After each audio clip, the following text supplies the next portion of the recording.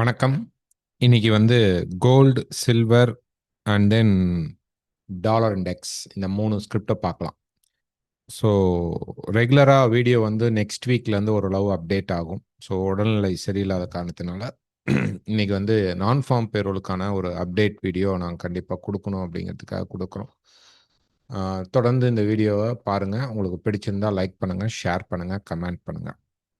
இன்னைக்கு வந்து நீங்கள் ஃபாரெக்ஸ் ஃபேக்ட்ரி, ஓகே, ஒரு ஒரு வந்து ஒரு ஃபாரெக்ஸ் ஃபேக்ட்ரியில் போயிட்டு நீங்கள் வந்து டேட்டா பார்த்தீங்க அப்படின்னா, நமக்கு வந்து ஒரு 2-3 டேஸ் பிஃபோர் வரைக்கும் பார்த்தீங்கன்னா 6 மணிக்கு நமக்கு வந்து நான் ஃபார்ம் பேரோல் அப்படிங்கிறது hourly earnings and unemployment rate வந்து 6 மணிக்கு காட்டியிருப்பாங்க. இப்போ பார்த்தீங்கன்னா டென்டேட்டிவ் அப்படின்னு போட்டிருப்பாங்க. அப்படின்னா என்னென்னா, தற்காலிகமாக இந்த டேட்டா வந்து என்ன பண்ணலாம், என்ன பண்ண போகிறாங்க அப்படின்னு பார்த்தீங்கன்னா, டிலே பண்ணலாம், ரிவைஸ்டு பண்ணலாம் அல்லது கேன்சல் பண்ணலாம். அப்படின்னா என்ன, அதை தான் நான் வந்து இன்னைக்கு டெலகிராமில் அப்டேட் பண்ணியிருப்போம். அதாவது யுஎஸ் கவர்மெண்ட்டில் வந்து சம்பளம் கொடுக்க வேண்டியதை வந்து ஷட் டவுன் பண்ணி நிறுத்திட்டாங்க.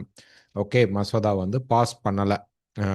அவங்களுடைய எதிர்க்கட்சியான டெமோக்ராட்டிக் அவங்க வந்து கம்பல்சரி வந்து அவங்க வச்சிருக்க சில கோரிக்கைகளை வந்து ட்ரம்ப் அரசு வந்து ஒத்துக்கலை.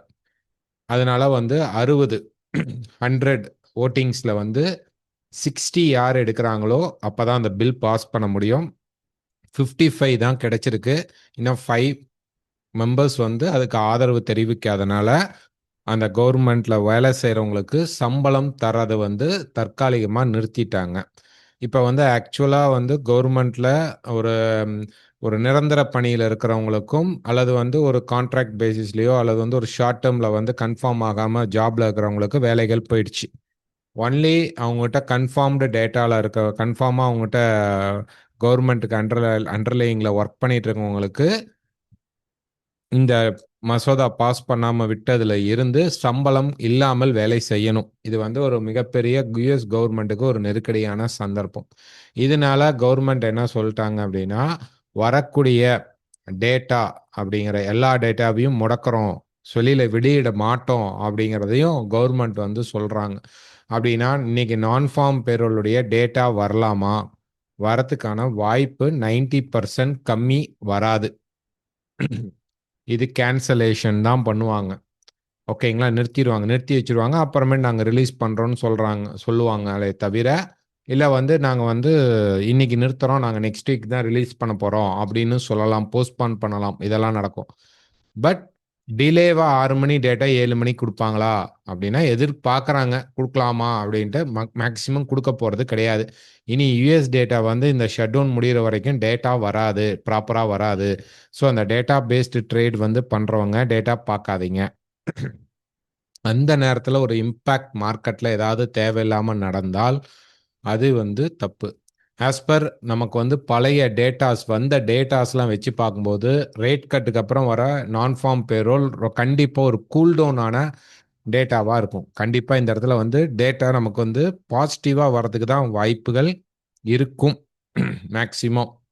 பிகாஸ் அந்த டேட்டாஸ் அதுக்கப்புறம் அந்த டேட்டாஸ்லாம் எடுத்து பார்த்தோம்னா எல்லாமே பாசிட்டிவ் அண்ட் நியூட்ரல் ஜாப் கட்டு தவிர மீதி எல்லாமே நெகட்டிவ் வந்திருக்கு. மீதி எல்லாமே நியூட்ரலைஸ் டேட்டாவாகவும் பாசிட்டிவ் டேட்டாவாகவும் தான் யூஎஸ்க்கு வந்திருக்கு. அதனால இந்த முறை நான் ஃபார்ம் பேரோல் எப்படி வரும்னா, ஓரளவு பாசிட்டிவாகவும் அந்த ஆவரேஜ் ஹவர்லி ஏர்னிங்ஸ் பெருசாக குறையாம அப்படியே இருந்திருக்கும். அன்எம்ப்ளாய்மெண்ட் ரேட் வந்து குறைந்து வரதுக்கான வாய்ப்பு இருந்தது. இதுதான் வந்து டேட்டாவாக நம்ம எதிர்பார்க்கணும். ஆனால் இந்த முறை டேட்டாவே வரப்போகிறது இல்லை. ஸோ இந்த டேட்டா வந்தாலும் இதை பார்த்து ட்ரேட் பண்ணாதீங்க. இதுக்காக தான் வந்து இன்னைக்கு வந்து டெலகிராமில் வந்து நாங்கள் ஒரு போஸ்ட் போட்டோம். ஸோ இந்த விஷயம் தெரியாமல் அந்த டைமில் வந்து ஒரு மேனிபுலேட் நடக்குது நான் ஃபார்ம் பேரோல்னு நினச்சி டேட்டாக்குள்ளே போய் மாட்டிக்காதீங்க. டெக்னிக்கலாக மார்க்கெட் எப்படி இருக்கு, ஃபர்ஸ்ட் டாலர் இண்டெக்ஸ் டேட்டாவை சொல்லிடுறேன். டெக்னிக்கலாக பார்த்தீங்கன்னா டாலர் இண்டெக்ஸ் வந்து இந்த டவுன்ஃபாலில் மார்க்கெட் இருக்கு.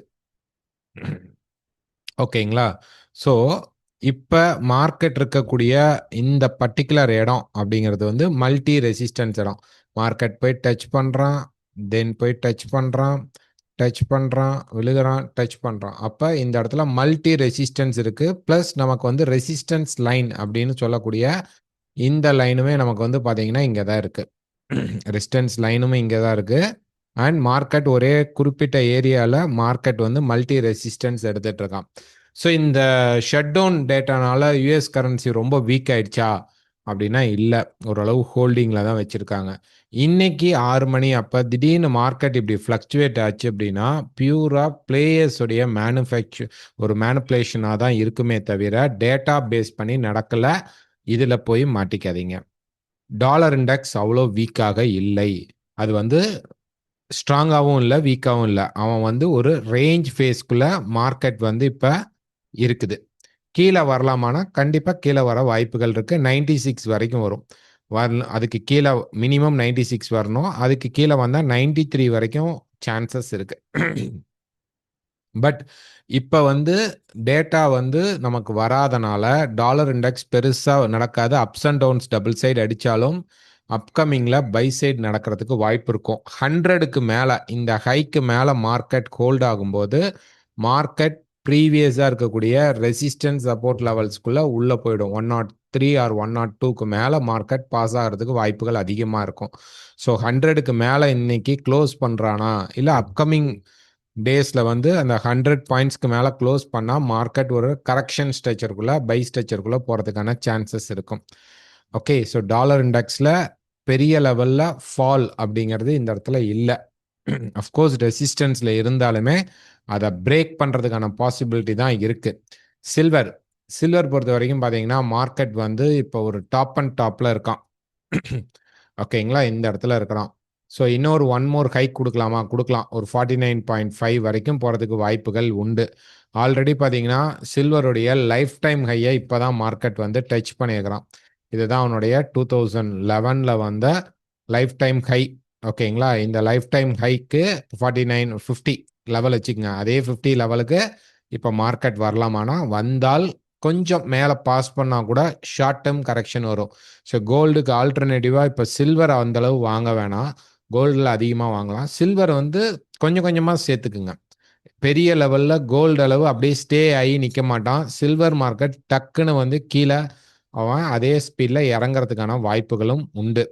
இப்போ வந்து டே ஃப்ரேமில் பார்க்கும்போது நம்ம வந்து இந்த இடத்துல ப்ரைஸில் இருக்கோம். ஒரு 4 ஹவர் போனீங்கன்னா தெரியும் மார்க்கெட் வந்து அந்த டாப்பில் வந்து இப்போ வந்து ஒரு ரேஞ்ச் மார்க்கெட்டை கிரியேட் பண்ணிக்கிறான். எக்ஸ்பேன்ஷன் ட்ரையாங்கிள் கிரியேட் பண்ணிக்கிறான். கண்டிப்பாக மேலே புஷ் பண்ணுறதுக்கான பாசிபிள் தான் இருக்குது. கீழே வரணும்னா நமக்கு வந்து 45.7க்கு கீழே நல்ல ஒரு பிரேக் அவுட் கிடைச்சா தான் நமக்கு கீழே கரெக்ஷன் ஸ்ட்ரக்சருக்கு வரும். இப்போதைக்கு மார்க்கெட் எனக்கு தெரிஞ்சு சில்வர் மார்க்கெட் பெரிய லெவலில் கீழே வராது. இங்கேயே இன்னைக்கு ஃபுல்லாக கன்சால்டேட் பண்ணி நிறுத்துவாங்க அல்லது மார்க்கெட் புஷ் பண்ணி இந்த லைஃப் டைம் கையை உடைக்கிறதுக்கு பாசிபிள் இருக்கும். ஸோ இன்னைக்கு நமக்கு கிட்டத்தட்ட 45.7 அல்லது 45க்கு கீழே க்ளோஸ் பண்ணி நின்னால் மட்டும்தான் அப்கமிங்கில் நம்ம சில்வரில் என்ன எதிர்பார்க்கலாம் அப்படின்னா ஒரு கரெக்ஷன் ஸ்ட்ரக்சர் எதிர்பார்க்கலாம். இப்போதைக்கு பை சைடு தான், எனி பை செட்டப் பை எடுத்துக்குங்க. Next gold. ஸோ கோல்டு பொறுத்த வரைக்கும் பார்த்தீங்கன்னா நம்ம ஆல்ரெடி லைஃப் டைம் ஹையில் தான் நம்ம வந்து மார்க்கெட்டில் இப்போ இருக்கிறோம். இப்போ ப்ரைஸ் பார்த்தீங்கன்னா 2 நாளாக வந்து ஒரே இடத்துல அப்ஸ் அண்ட் டவுன்ஸ்னு மார்க்கெட் வந்து கன்சால்டேட் பண்ணிட்டு இருக்குது. ஓகேங்களா, ஒரே இடத்துல மார்க்கெட் வந்து அப்ஸ் டவுன்ஸ் கன்சால்டேட் பண்ணிட்டு இருக்கு. இன்னைக்கு என்ன அப்படின்னா நமக்கு இன்னைக்குன்னு இல்லை, அப்கமிங் மார்க்கெட்டை பேஸ் பண்ணி பார்ப்போம். அப்கமிங் மார்க்கெட் பேஸ் பண்ணி பார்க்கும்போது நமக்கு வந்து மார்க்கெட் 3800க்கு கீழே, இன்னும் எக்ஸாக்டாக சொன்னால் 3790க்கு கீழே இந்த இடத்துல ஒரு மார்க் போட்டிருப்போம். இதுக்கு கீழே மார்க்கெட் நல்லா க்ளோஸ் பண்ணி நின்னால் மார்க்கெட் இந்த நம்ம ஒரு லைன் வரைஞ்சிருக்கோம் இல்லைங்களா, இந்த ரெசிஸ்டன்ஸ் லைனுக்கு சப்போர்ட் லைன், இதான் சப்போர்ட் லைன், இதான் ரெசிஸ்டன்ஸ் லைன். ஸோ இந்த சப்போர்ட் அண்ட் ரெசிஸ்டன்ஸ் லைனுக்கு வந்து மார்க்கெட் ரெஸ்பான்ஸ் பண்ணுறான்னு அர்த்தம். ஸோ இந்த லெவலை பிரேக் பண்ணி மார்க்கெட் டேலியே நின்னா அப்படின்னா நம்ம வந்து ஒரு ஷார்ட் டேர்ம் கரெக்ஷனை எதிர்பார்க்கலாம். அது அதிகபட்சம் 3500 வரைக்கும் நான் எதிர்பார்க்குறேன். ஸோ அப்கமிங் மார்க்கெட்டோடைய இந்த லோ ஓகேங்களா, கிட்டத்தட்ட நீங்கள் வந்து ஒரு 215 ரவுண்ட் ஃபிகராக வச்சுக்கோங்க. இந்த மல்டி ரெசிஸ்டன்ஸை வச்சுக்கும் போது 3250 லெவலில் இருந்து இங்கே மார்க்கெட் இந்த 4000க்குள்ளே அதிகபட்சம் இன்னொரு ஒன் மோர் புஷ் கொடுத்துச்சு அப்படின்னா இந்த 4000 ஆர் 4050 வரைக்கும் ஒரு வாய்ப்பு இருக்குது. அதுக்குள்ளே மார்க்கெட் ரெசிஸ்டன்ஸ் எடுத்து நின்றுட்டானா வரக்கூடிய மாதங்கள் கோல்டு இந்த ரேஞ்சுக்குள்ள தான் இருக்கும். கிட்டத்தட்ட இந்த ரேஞ்ச் மாதிரி ஆல்மோஸ்ட் நமக்கு பார்த்தீங்கன்னா அந்த தேர்ட் வேவ் ஸ்ட்ரக்சர் அப்படிங்கிறது மேலே புஷ் பண்ணிட்டான். மார்க்கெட் வந்து இப்படி புஷ் பண்ணி நிற்கிறான். இங்கே ஒரு ஷார்ட் டேர்ம் கரெக்ஷன் வந்துட்டு ஒன் மோர் போயிட்டு மார்க்கெட் வந்து திருப்பி என்ன பண்ணும் அப்படின்னா கீழே வர ஆரம்பிக்கும். ஓகேங்களா? கோல்டு இதுக்கப்புறம் ரொம்ப பம்ப் பண்ணி மேலே போக மாட்டாங்க. யுஎஸ் கவர்மெண்ட் வந்து இந்த மாதிரி பல சிக்கல்ல போய் மாற்றனால இம்மிடியேட்டா பெரிய ஃபால் அப்படிங்கிறது கோல்ட்ல இப்போதைக்கு எதிர்பார்க்க முடியாது. கரெக்ஷன் அப்படிங்கிறத நம்ம எதிர்பார்க்கலாம். ஸோ மார்க்கெட் வந்து இந்த பாயிண்ட்ல இருந்து நமக்கு வந்து ஒரு ட்ரெண்டிங் ஃபேஸை கிரியேட் பண்ணுது. ஓகேங்களா? இந்த பாயிண்ட்ல இருந்து பார்த்தீங்கன்னா இப்படி மார்க்கெட் வந்து ப்ரீவியஸாக இருக்கக்கூடிய இடங்கள்ல ரெஸ்பான்ஸ் பண்ணி மேலே போயிட்டு இருக்கு. ஸோ ஒரு சப்போர்ட் பிரேக் பண்ணா நீங்க வந்து கரெக்ஷன் எதிர்பார்க்கலாம். அப்போ பிரேக் ஆகலை அப்படின்னா என்ன பண்ணணும் அப்படின்னா நீங்கள் பை தான் போகணும். ஓகே. ஸோ இப்போ பார்த்தீங்கன்னா ஆல்ரெடி லாஸ்ட் ஒரு வீடியோ நம்ம வந்து போட்டிருந்தோம். ஸோ அந்த வீடியோ பார்த்தீங்க அப்படின்னா நம்ம வந்து 9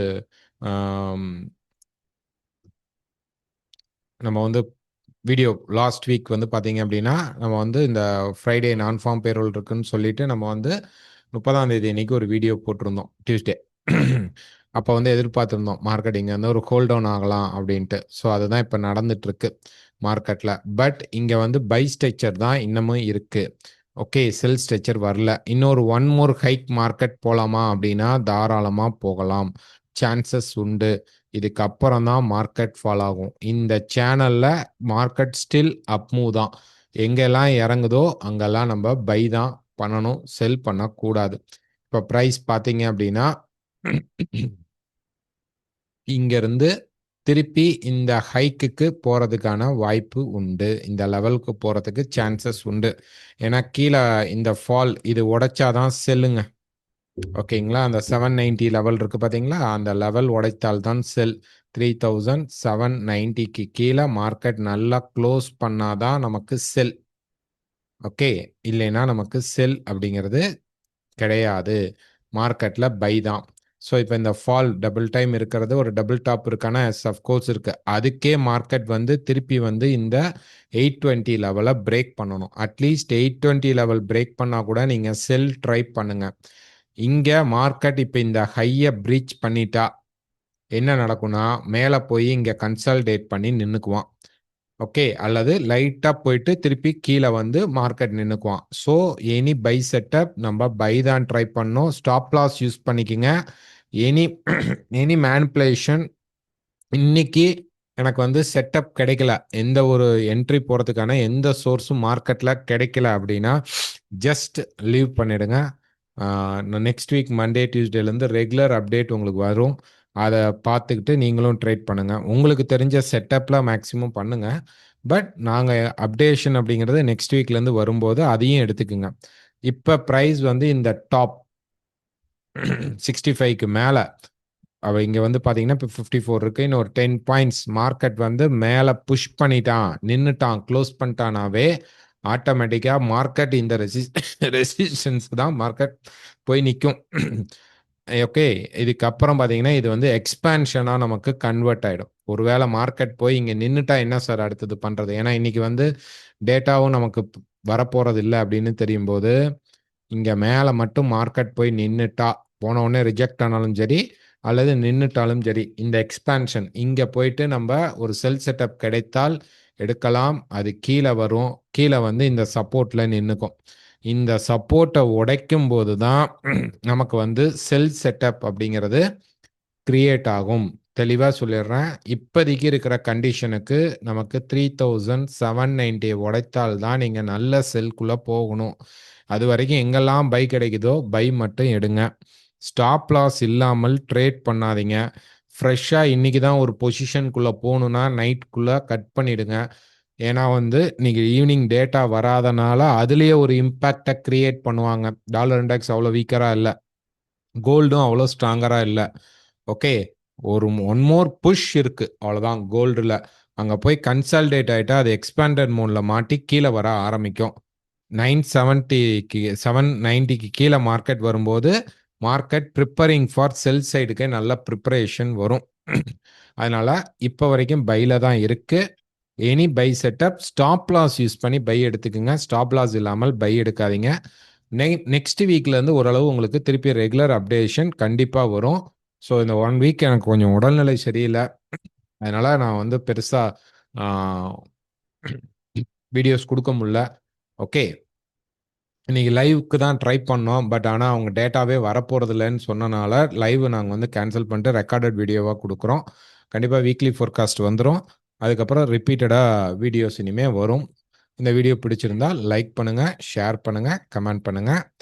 தேங்க்யூ.